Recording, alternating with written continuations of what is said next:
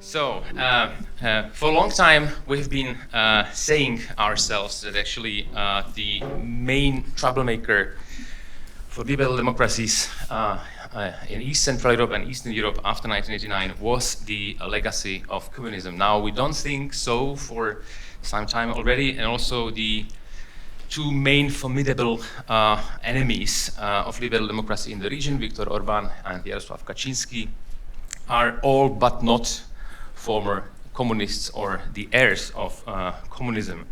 Both are former dissident oppositionists, so we see that actually history indeed matters, but maybe history matters in different way than we were very used to say to ourselves. Now, with the help of my research, which is called The Legacy of Dissidents in East Central Europe, where I think and I conceive of the legacy as some kind of instrumentarium in politics and culture in post-socialism. I speak about certain languages of the political and languages of the historical that the post-dissent actually provided to these political cultures. I try to offer some of the answers to how actually really history matters, addressing some of the democratic hopes and liberal illusions that are connected to 1989. The focus today will be on memory politics, more generally on the politics of identity and narrativization of democracy in East Central Europe.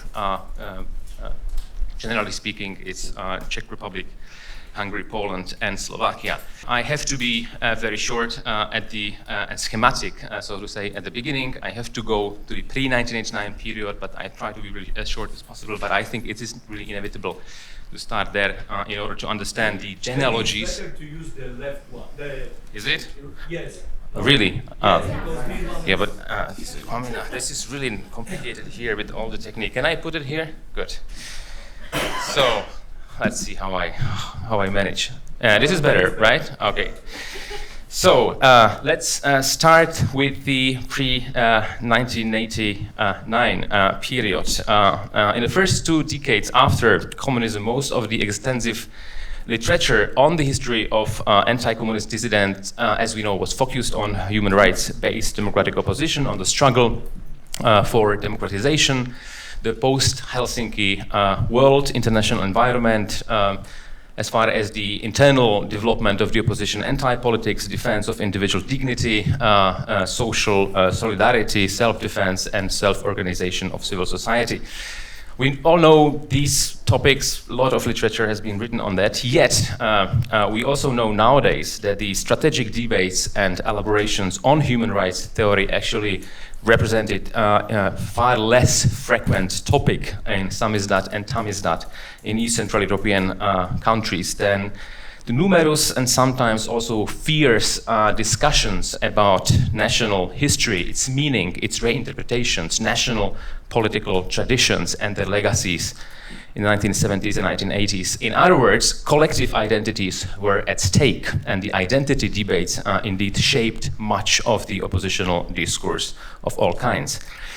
Now, to put it bluntly, the human rights discourse urged some of the prominent dissident intellectuals, Adam Michnik, Josef Lipský, Jan Josef Lipský, Petr Pirhart, or Miroslav Kusin, Czechoslovakia, György Litván, or Miklos Szabó in Hungary, to reconsider the illiberal legacies of the respective nationalisms in these countries, and at the same time to try to accommodate the indigenous cultural values to universal claims of human rights and modern democracy. This also meant reconsideration and critical evaluation of the history of the local democracies, the Polish noble democracy and the Second Republic in the interwar period, the Hungarian Reform Age, and the failure of democracy after 1918, or the Czechoslovak interwar republic and its democracy that often tended to be treated uncritically by the broader population. This development gave birth to various critical, or as they call it, civic patriotism projects in all these countries, which were consisting first from a critical re-evaluation of national historical traditions, and also a re-evaluation of the dark sides of national history, be it expulsion of the Sudeten Germans from Czechoslovakia, be it the Polish-Ukrainian, Polish-Jewish relations, etc. And it also brought along the idea of possible historical compromise within the different political groupings in the opposition, but also the society as a whole, as a precondition for future democracy. So this was this idea of historical compromise was corresponding with the human rights-based vision of anti-politics as a consensual politics. However, there were many negative reactions in the oppositional debates to these efforts, and already in these negative reactions, we actually really engendered heated discussions.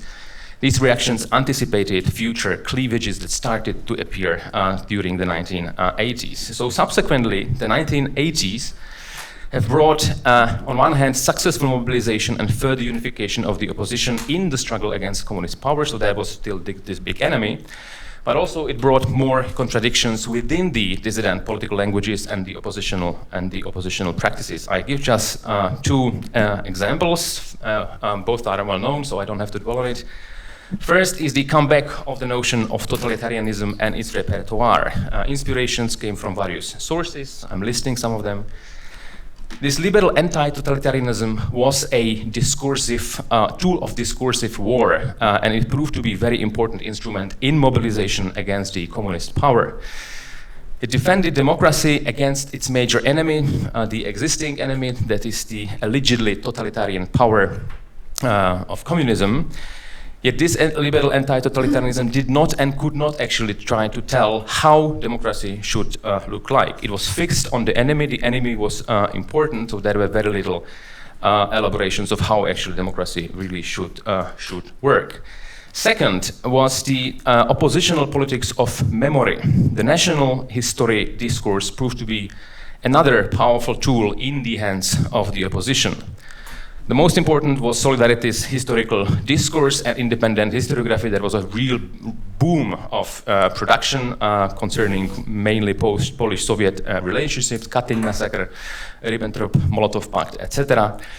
But also in other countries, the historical discourse, especially with regard to the 20th century, so Hungary in 1956, Slovak national uprising 44, or Czech and Slovak debate on 1968, or the expulsion actually turned into something that I would call a moral political battlefield against the regime, not readily invoking the memory of the nation against the politics of amnesia of the communist power. So we actually see that the national memory and memory of the nation has its clear genealogy already in the 1980s.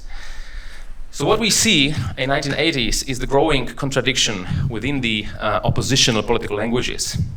That is to say, contradiction between, on one hand, the doctrine of human and civic rights, accompanied by a drive towards consensual politics or anti-politics, and on the other hand, the strengthening of rhetorics of anti-communism and anti-totalitarianism that became an important tool for the oppositional counter-propaganda and political mobilization.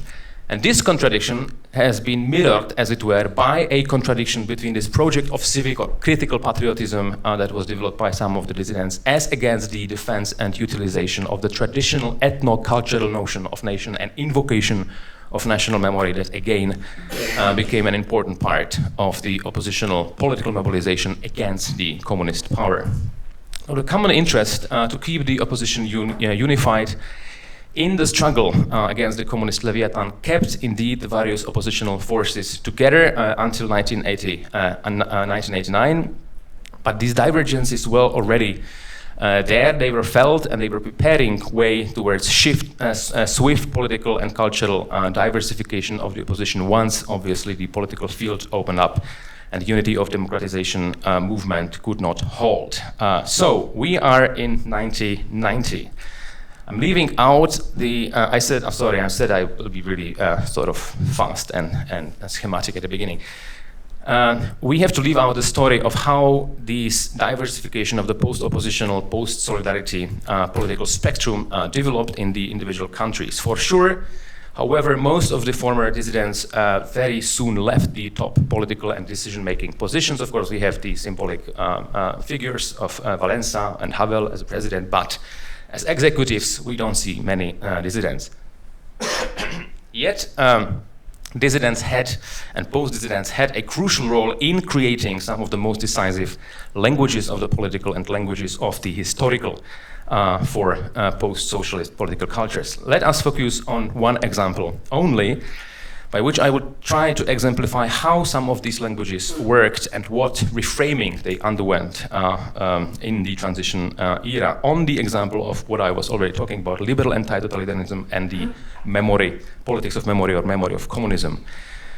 Now, both worked as basic elements for narrativization of post-communist democracy. Both, however, also created a faithful divide in a post-oppositional political camp.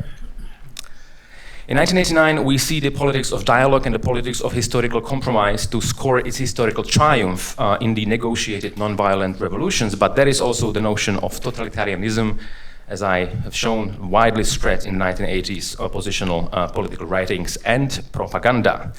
Now, this totalitarian imaginary very soon started, and understandably, to overshadow the politics of historical compromise.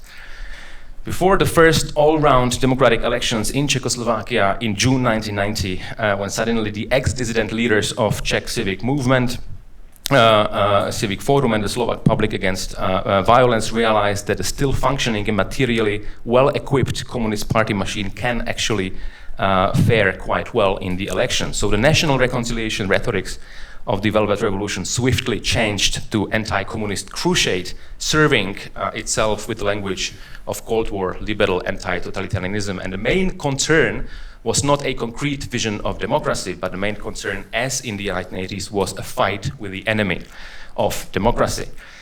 And now these potential enemies of democracy started to be sought actually everywhere. Important then was the divide that the liberal anti-totalitarianism started to dug out within the democratic, liberal democratic camp. Following the dissident analysis of totalitarian or post-totalitarian order from the 1980s, it was clear to the political elite, to the new political elite, that one thing was the formal constitutional regime, which was being established, and another thing was more troublesome, the mentality of the population, the proverbial Homo Sovieticus is especially Polish discourse, where we see a similar figura also in other discourses. Hence, the mind and the body of each individual also needed to be liberated and elevated towards self-conscious democratic citizens or citizen in one way or another. And this was a task for the nascent liberal pedagogy. Already, additionally, already during 1990, 1991, the first wild lustrations affairs started to appear. It was a very painful process, especially for the so-called democratic camp, when secret police materials proving a collaboration of various newly baked democratic politicians started to pop out, thus putting in doubt, to some extent, the anti-totalitarian legitimacy of the democratic parties. In other words, it was becoming clear that in more or less all parties and movements there were not only some former communists, but also some former secret police collaborators. I like to put here the illustrative joke from that time. Whom are you going to vote for in the elections? I'm going to vote for the communists. Well, and it is obvious, but I was asking in which party. Now, the response of this situation in the liberal democratic camp was a stress on liberal constitutionalism, so institutionalizing the rule of law, liberal checks and balances, but also a turn towards very strong liberal politics of history, so part of this liberal pedagogy. This involved a broad variety of measures. We know about it, like from rehabilitations, restitutions, various symbolic renaming of public spaces, creating new research institutions, also like new laws accepted in the parliament, up to the, of course, lustrations, the most controversial and the most symbolic element of this early liberal Vergangenheitsbewältigung politics in East Central Europe. And at this point, a very interesting part of the liberal anti-totalitarianism conceptual history started. In this situation, the notion of totalitarianism, or rather post-totalitarian residuum, went through a radical semantic reconfiguration within the post-oppositional camp. it became clear, namely, that the most important totalitarian danger is not with the communist or post-communist, because there it was clear these were the post-communist parties. We can name it. It's actually visible. It could be called by name. The really dangerous totalitarian residue started to be searched for within the post-oppositional camp itself, with the sharpening of the political struggle. So in Poland, already with the so-called war at the top in 1990, in Czechoslovakia, clearly with the first general lustration draft law coming to the parliament in spring 1991, various groupings within the same camp, the sort of broad liberal democratic camp, started to recognize mutually each other as a potential totalitarian danger. We see it in Czech case, the Klaus camp, including also some of the former dissidents, very sort of vocal personalities such as Václav Benda, Václav Bělohradský, who actually started to see in most of the post-Chartist anti-political sort of stream of the Charta around Havel and Jiří Dinsbír, nothing else but actually generic leftism or the third wayism, as they were claiming that actually the legacy of anti-politics threatened in their eyes to lead the country back to the totalitarian abyss. In contrast, the other camp, Havel, Dinsbír, Civic Movement Party, etc., they argued that it was the neoliberal market and privatization dogmatism that is implemented by Klaus and his party that is leaning on various right-wing precepts a la General Pinochet that were threatening to destroy the young liberal democracy. Jiří Dinsbír was actually calling it a Bolshevism inside out. Very similar and even more fierce semantic debate and the semantic reconfiguration we see in Poland with the within the post-Solidarity camp. Though the main danger here is not the sort of like right-wing Pinochet neoliberalism, but is more the ethno-nationalism. Famously, it was Adam Michnik who was one of the main proponents of the notorious refrigerator theory. So this is a theory that says that communism froze but did not destroy the old right-wing totalitarian nationalism of the National Democrats and the dogmatic political clericalism. Once the communist refrigerator collapsed, the danger of national fundamentalism reappeared and got powerful impetus in the 1990s. In contrast, so it was the nationalists and the clericals who were the totalitarian danger in Poland from the point of view of Michnik and Gazeta Wyborcza. In contrast, the camp around Porozumienie Centrum of Kaczynski brothers in the early 1990s countered with the theory of red and pink conspiracy. George Mink was speaking about it yesterday. So already in the early 1990s, we see that this not so much liberal conservative branch of national conservative branch of post-Solidarity camp starts to build up an alternative populist narrative of democratic and national liberation revolution of 1989 that has been stolen through the roundtable mechanism by the communist and liberal elites. Now the fear of dangers and democracy-threatening populism, which we see nowadays, was there already at the beginning in the 1990s. The question, however, is what was there first? The populism as an integral nationalism as a real danger for democracy at that point, or the what Ivan Krastev calls the liberal anti-populism, which was evoking a monster. And we know the rule of magical thinking goes, do not evoke the monster too much, or the monster will actually come. And of course, the monster came. This is actually taken from a article under the same name, Populism, the Three-Headed Monster, from I think, European Business Review 3 years ago. There were many examples of the early transition period of this anti-populist, anti-authoritarian mobilization where the post-dissidents played a prominent role, such as Adam Michnik and Gazeta Wyborcza, I already mentioned. In Hungary, the SDS, the Free Democrats' obsession with the populist and nationalist threat, Miklos Szabó, but also many others, János Kis, György Konrád would be a good example here, or actually the anti-Mečiar sentiments of both the Czech post-dissident liberals and Slovak liberal elite. I would call it liberalism of fear, even though not exactly in the same sense of Judith Sklar, liberalism of fear of populist and authoritarian threat. The four cases, that is Czech, Slovak, Hungarian, Polish, are similar in terms of the conceptual and semantic structures in the political discourses with dissident genealogy, using the notions of anti-politics, civil society, liberal anti-totalitarianism, national memory, etc. But each obviously are very different in terms of temporality, political configuration, and deeper cultural imaginary related obviously to the history of each country. And this might to some extent explain why we have nowadays a situation where in Poland and Hungary the illiberal populist challenge to liberal consensus scored a sweeping victory already, or scoring for several years, whereas in the Czech and Slovak cases we don't see it, albeit clearly there is a presence of the language, of the topoi, of the motifs and incentives for such a populist search. But this is a topic for another lecture. For us, important now is that already in the early 1990s, the post-totalitarian divide created basic cleavages within the post-oppositional political spectrum, with very different kinds of democracy narratives beginning to emerge in East Central Europe out of this political camp. And I'm coming to the last part of my talk now. In the post-dissident liberal narrative, the 1989 democratic revolution has been portrayed as the victory of human rights politics and civil society struggle for democratization, connecting very soon with the Fukuyama-like narrative about the victorious liberal democracy as the proverbial end of history.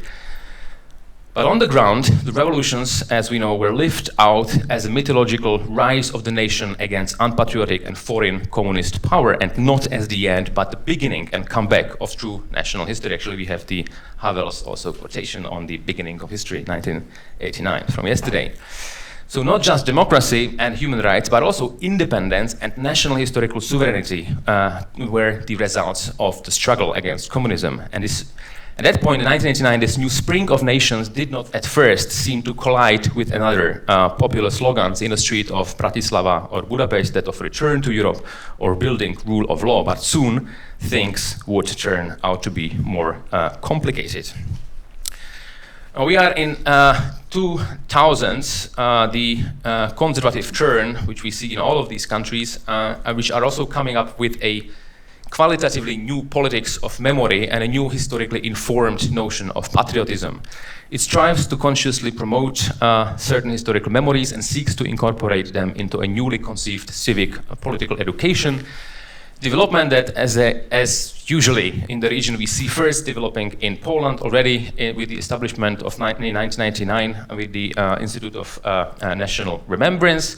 Then we see the establishment of similar institutions throughout the region later on in 2000. From 2005, obviously with Kaczynski's brothers and their Law and Justice Party project to replace the post-1989 Third Polish Republic with a new Fourth Republic. And it took, as we know, a new unexpected boost in Poland with the comeback of Kaczynski in 2015. And of course in Hungary since 2010 with the Orbánist project of building a national conservative illiberal political order. Yet I claim that this politics of memory that embodied the desire to actually complete the unfinished revolutions of 1989 was common to all post-communist countries in East Central Europe. Now, on the basis of my research that is only partly presented here today, I dare to claim that this 2000s conservative anti-communist memory politics was indeed on one hand a result of the conservative criticism of the supposedly failed liberal democratic transformation, that it was a rejection of the liberal consensus of the 1990s, and it was also a criticism of an important part of the dissident legacy, symbolized by some of the major figures such as Havel, Michnik, or János Kiss. But in many ways, these new policies of memory were also continuation of the post-dissident liberal politics of history of the 1980s, be it in terms of their conceptual framework, totalitarianism theory, post-totalitarian residuum, national history paradigm, etc., but also obviously personal continuity. Not by chance were the most important symbolic figures and adherents of these new memory institutions or of these political projects, beginning with Orbán and Kaczynski, obviously, but also Václav Benda in the Czech case, Jan Langoš in the Slovak case, the founder of the Slovak National Memory Institute, and many other prominents. They were actually former anti-communist dissidents themselves, so we see actually clear personal continuity, right? Now this gave birth to the creation of the two ideal-typical, I'm stressing the ideal-typical nature of the notion. I'm building here actually partly on the theory of democracy by Claude Lefort and Pierre Rosanvallon. This gave birth to the creation of two ideotypical narratives of democracy, the liberal anti-totalitarian, which is stressing the dissident genealogy of new democracies, is stressing the role of especially cultural elites, liberal individualism, human rights, and active citizenry. And the populist, similarly anti-totalitarian, but also more markedly anti-communist, is putting more stress on the historical agency of the demos, as against obviously the elites, on collective rather than individual rights, on collective interests and collective values, and also national solidarity. Now, these two ideal-typical narratives of democracy surely do not represent the whole post-communist discourse on recent history or the whole post-communist discourse on identity, but I claim that they characterize well the main political cleavage in terms of diverging genealogies or diverging narratives of democracy in post-oppositional political spectrum. Ideologically, but usually also personally, they are both rooted in the human and civic rights struggle of the democratic opposition in 1970s and 80s. Both share to some extent the framework of post-Cold War liberal anti-totalitarianism, that is especially its focus on the enemy of democracy. And of course the enemy could be many enemies: communists, fascists, nationalists, religious fundamentalists, cosmopolitan liberals, etc. But the enemy is the thing that draws the energy. In the course of the political and electoral struggle in the past 2 decades, however, these two narratives of democracy evolved into two very different visions of past, of present, and of future of democracy in these countries, giving a concrete historical shape to what Pierre Rosanvallon, in the French case, sees as inevitable agonistic contraposition between liberal or rationalist vision of democracy and the, as he called this, voluntarist or populist vision of democracy in the history of democracy since the French Revolution. Now, let me come to the short conclusion. I have touched 3 points. First, legacy matters, and here it is the dissident or oppositional legacy, even though it is not something, and legacy is not something instantly palpable. It is not legacy that does or causes something. It is rather that legacy enables, legacy contributes, legacy makes some decision or ways of thinking more probable or convenient than the others. Legacy is a building material that needs to be developed in one way or another, but it's important for embedding policies and political decisions. Second, configurations and temporalities matter too. Now, I could not have developed and elaborated more on this issue, but whereas there is a cultural and discursive presence of the populist or voluntarist counter-narrative in all of these countries, only in some it really ascended to a real sovereign challenger to the liberal democratic mainstream. So it did not ascend to a challenger of liberal democratic mainstream in the Czech case, but obviously we also see it here happening, for instance, with the president of Miloš Zeman. And third point, now truly the successful populist illiberal challenges to the liberal consensus in East Central Europe is one that grows out of this liberal consensus. In other words, it is driven and sustained from resentment against the liberal hegemony, be it real hegemony or perceived, but it also built on the liberal post-dissident matrix. It adapts its own languages, it adapts its own topoi and its political figures. To put it metaphorically, it is a contender from within the family, not from outside of it. Contender that knows where it hobbles and where it actually hurts. Thank you very much for your attention.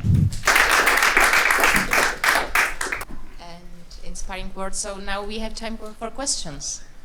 Do we have questions? I have maybe two questions. Maybe these questions are more methodological than on the content, but they are connected. First of all, can you come back to your conclusion? Yeah, please, because you were quoting. Yeah, thank you. The conclusion is always the best part. So yes, when you are talking about the concrete social, economic, or political configurations and cultural configurations, my question is very simple. Can you go even further, just quoting that saying that it matters too, because in a way, I guess the evolution of thoughts, representations, narratives are very deeply connected to concrete political and cultural configurations, but maybe more than what you said. So my question would be, how would you articulate the history of thoughts, of narratives, of ideas, with the social and economic and political history of Central Europe, and especially Poland or Czech Republic? Because when I was listening to you, of course, it was absolutely interesting because you say a lot of things about the different specific approaches and views from X or Y, but in a way, it is like the history of idea was autonomous, how there was an autonomy of ideas, which I'm not completely convinced of. And the second question is about the categories you use when you say this is liberal, this is anti-totalitarianism, this is populism. How do you build these categories that you use to describe this history? Because some authors or some personalities that you quote don't necessarily refer themselves to these categories. That was my question. I mean, what do you mean that they do not relate? When you say, for instance, there is the illiberal consensus, meaning not illiberal, liberal consensus. Liberal consensus, yeah, sure. Yeah. Or when you quote the populist term, or when you refer to anti-totalitarianism force, the people behind the references, the personalities, the authors that you quote, don't necessarily refer to this category. So my question is only, how do you build this category you use? It's such... Obviously, my perspective is a perspective of intellectual historian, which is indeed focusing on ideas, but at the same time, what we are trying with intellectual history nowadays is really to do different history of ideas than the traditional one, which really indeed treated ideas as something more or less autonomous from, let's say, the social context, right? I mean, in the modern intellectual history, a la Cambridge School, but also a la the French school of post-anal, like Rosanvallon himself, is trying to embed as much as possible the ideas in social context. But obviously, especially when we talk, comparative, we have comparative point of view, and when we talk about very long time development, then the history of ideas still has a little bit different pace than the political history, right? Political history is eventual history of events. And what we are trying to do, and what I was trying to show, is more like continuities of ways of thinking, of political languages, and also language develops slower in time than politics does. So you are absolutely right that now, in the article that I am writing out of this lecture, actually, I would try as much as possible to come out to concrete givens and concrete configurations that I am just here sort of throwing out. And what I meant by this configuration is indeed, for instance, the first political hegemonies or elections in the early 1990s. This is really a decisive thing, whether it is a post-oppositional party that scores the first better in the first election and goes on, or whether it is the sort of like left liberal, let's say post-human rights opposition party, or as we have in Hungary, whether it is the indeed post-oppositional but actually already populist nationalist party like the MDF with the first government of Antal. So what we see in the Hungarian case, in contrast to the Czech case, for instance, because in Czech case it is indeed the post-charter, broadly speaking, and post-civic forum that are civic forum, and then the new parties that are being established as the sort of political hegemon in the country. In Hungary, you have the populists already reigning. So within the post-oppositional liberal circles, especially with the Free Democrats, they established a special party, then you see that much stronger anti-populist sentiment than you see in the Czech case. So it's not by chance that in the Czech case you don't have the same danger of nationalism that felt in the 1990s, and this is also in a way leading to the fact that we don't have really the populist challenger in the Czech Republic, even though it is not that Czech nationalism would not be present. Of course, Czech nationalism is present, and we can see it on every presidential election. So in a way, the German card plays still very important role. So Czech nationalism plays important role, but it is not the populism that is seen as the main danger. It is the main danger. It is seen as a main danger in Poland for some other reasons. It is seen as a main danger in Hungary exactly because it is the populists who come to power, which leads the part of the post-dissident liberal elites of it as the Free Democrats actually to the first connection and coalition with the post-communists. So in this way, I meant that politics, political configuration, and political development really matter in a way how important some of the elements of the political philosophies or political languages of the opposition develops in the long run, right? But what I'm claiming is that actually there is some kind of building material coming from in those countries that have an important human rights-based opposition and stronger oppositional movements in the 1970s, that this is actually creating very important building material for how politics, how history, how identity is perceived, or not perceived, is constructed in the 1990s. I'm not sure if I really explained what you wanted, and I absolutely agree with you that the important thing is then to actually show how the political languages and ideas actually work down on the ground. I was trying to just point to few things, but obviously I cannot elaborate on everything here. But I think just starting to elaborate on the difference between the Czech case and the Hungarian, let's say, case, or Hungarian-Polish case is already bringing us to these political configurations. We have to think actually how come that there is not a big right-wing populist challenger here, even though the potential is here. Of course, there are, but they are not that strong. Partly, it could be also explained by the presence of the other totalitarian residuum danger, and this is obviously the communists. The fact that in the Czech political culture, it is still the Communist Party of Bohemia and Moravia in 1990s and 2000s that is playing the role of the dangerous party. I mean, we have to fight them because they should not come to politics, because they would sort of lead us back to some kind of totalitarian order. This is also playing a role, and this is what I call, or what I consider as the real configuration of politics and social matters on the ground. Came a bit late, but still, I have this question, and how this is playing with the real economics, in a way, or this cultural story. What do you mean by real economics? By transition economics? Yeah, essentially. Well, this is not a story of economy. We see the sort of neoliberal economy being introduced in all of these countries throughout 1990s, 2000s. Of course, what I was speaking about today and what is focusing on is the politics of identity and memory. It is obviously connected, right?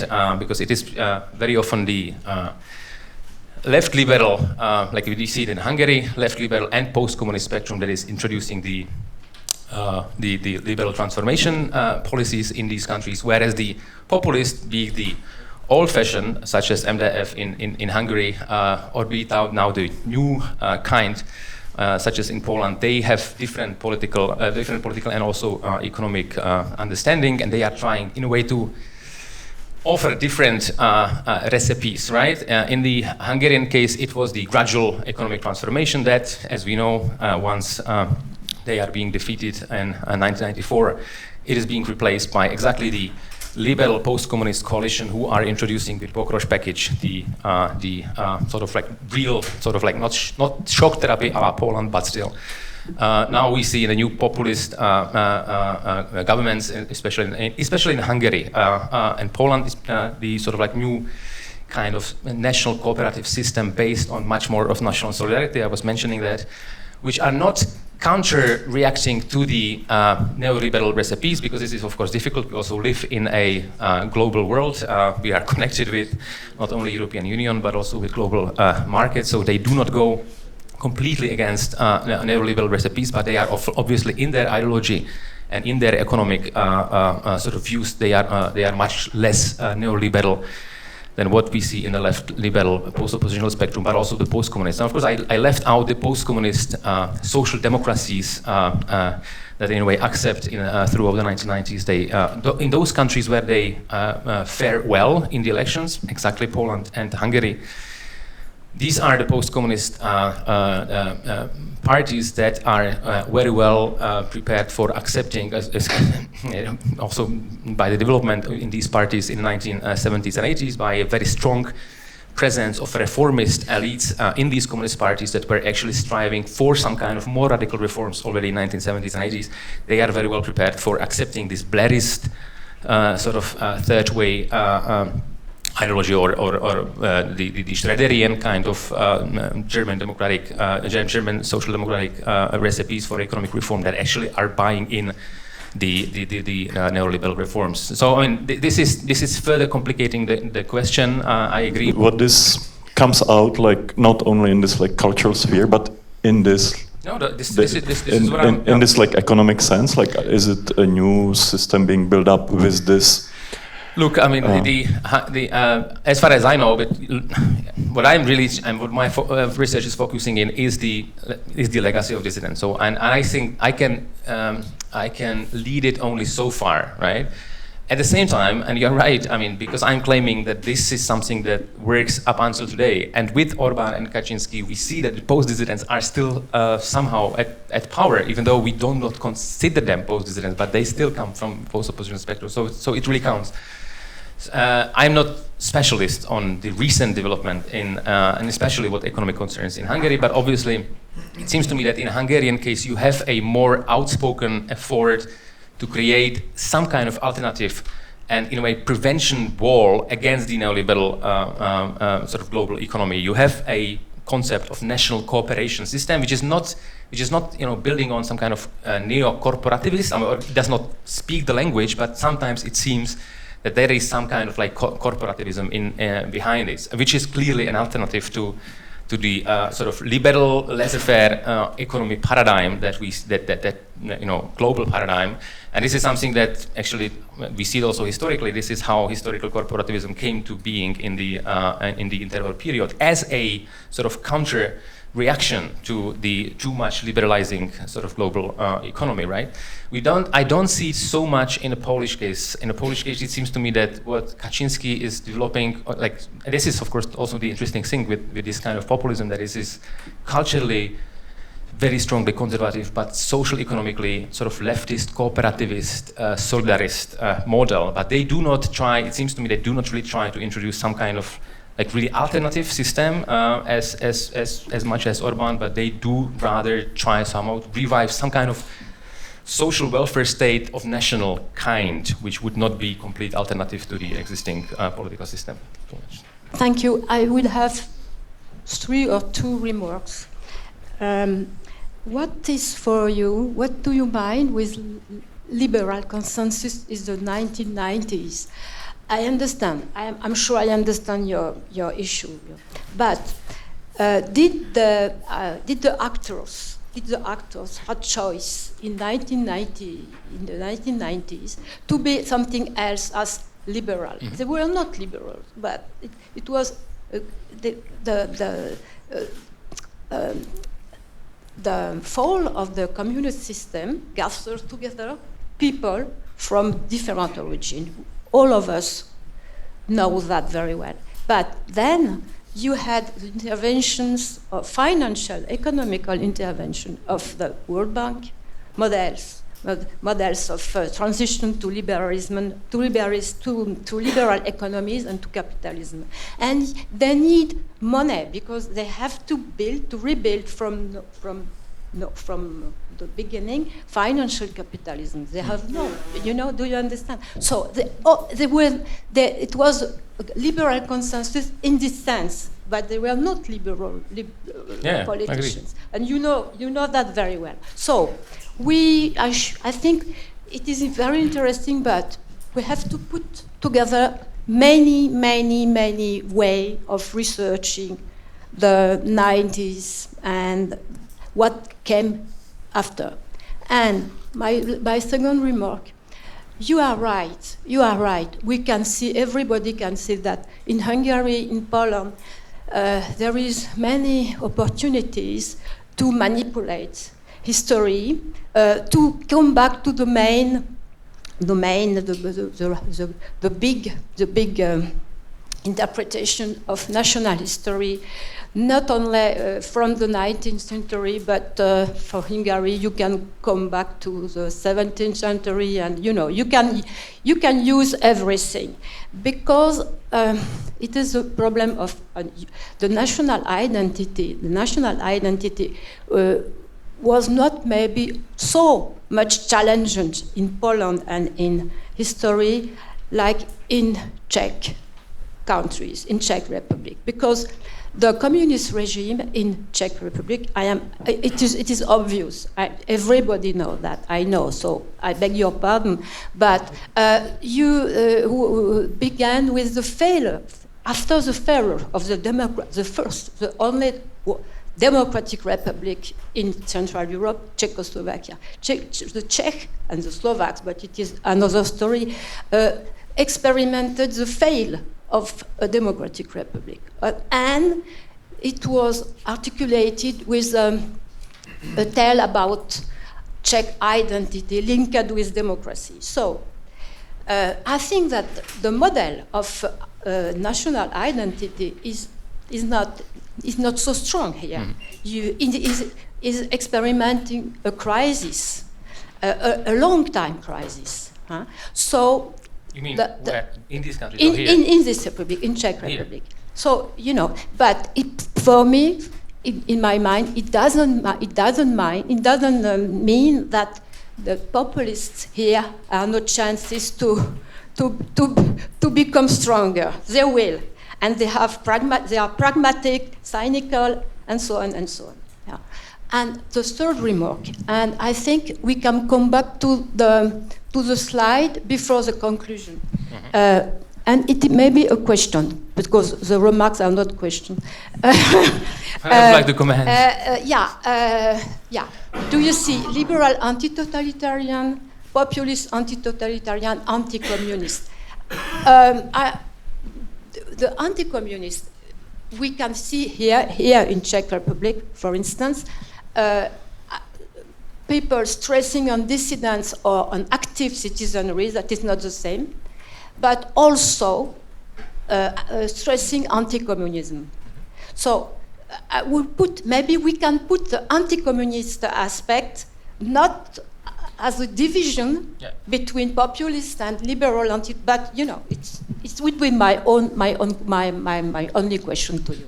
The post-dissident liberals were also anti-communist, but at the same time, exactly because of the configuration and also because of this historical compromise politics that they were sort of building on already in the 1980s, they were also prone to, in a way, come to terms with the communists, and they actually established, coalition governments sometimes, as I just mentioned, the Hungarian case. Also the Havelian liberals, cultural liberals here, were people who were against the sort of tough lustration law, as against the Clausian liberals, who were the more anti-communist. So what I just wanted to show here actually is that in this, that there is anti-totalitarianism in both of these cases, but whereas with the first one, the totalitarianism danger could come from both right or left, from the nationalist, fundamentalist, clericals, or the communist. In the second case, for the national conservatives, it's much more sort of like really only the communist and the leftist danger is the more important danger. But I agree with you absolutely. Like on both sides, there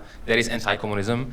I'm just trying somehow to weigh which aspect of this anti-totalitarianism is more weighty in one or the other cases. And just like on your comments, thank you for those. I mostly agree with you. Liberal consensus is a metaphorical notion. I borrowed it and I'm using it from, and I'm not the only one, from Ivan Krastev, and exactly this is why we put it into the quotation mark, knowing that actually there is, this is of course, and this is not just a matter of this country, that we have liberal periods where in countries or in whole regions, even in European history, where you don't have a major sort of liberal parties being the drivers of this liberal period. So, you have a liberal consensus where you have only very small, if ever, existing political parties that call themselves and understand themselves as liberals. You have it in Hungary, right? But this is it is not the main player in the Hungarian politics in the 1990s. You don't have it in the other countries. You have liberal conservatives, like ODS here is liberal conservative, so it has some kind of liberal identity, but at the same time you cannot say, as you said, that all of the politicians feel themselves liberal. Nevertheless, I think that what we call by liberal consensus is not the fact that you have plenty of liberal political subjects in politics, but liberal consensus is something that where actually most of the players in political spectrum, be it social democrats, be it whatever civic democrats of various kinds, are accepting some kind of basic and fundamental liberal policies. They go for liberalization of economies. They go for market economy being built. They go for rule of law, which is a basically sort of liberal idea, right? They go for opening these countries, and they go for also cultural liberalism in terms of values. They accept human rights as something that is above the constitutions of these countries. So what we call by liberal consensus is the fact that most of the players in politics, and this actually included also Fidesz in the 1990s, even after 1998 when they came first to power, they were still conservative liberals. They were still accepting most of the preconditions of liberal democratic political order. Then they are sort of turning from that later on, and this is why I'm claiming that actually the most formidable challenges come from this very broad, I would call it liberal democratic camp. It does not mean that they are liberals. And as national identity, I also mostly agree with you. With the populism in this country, I wanted to do just one remark. I'm not claiming that populists have no chance in this country. I actually share your observation. They will most probably come. Once the Communist Party here completely collapses, which was reaping some of the protest votes in the last years, it will be there is a big probability that if some kind of really smart national populist of Miloš Zeman kind, but younger, with more energy, etc., comes to the fore with communists collapsing, there is a fantastic chance of gaining support. But indeed, also here the configuration matters in a sense that Czech nationalism is not. I mean, it is not.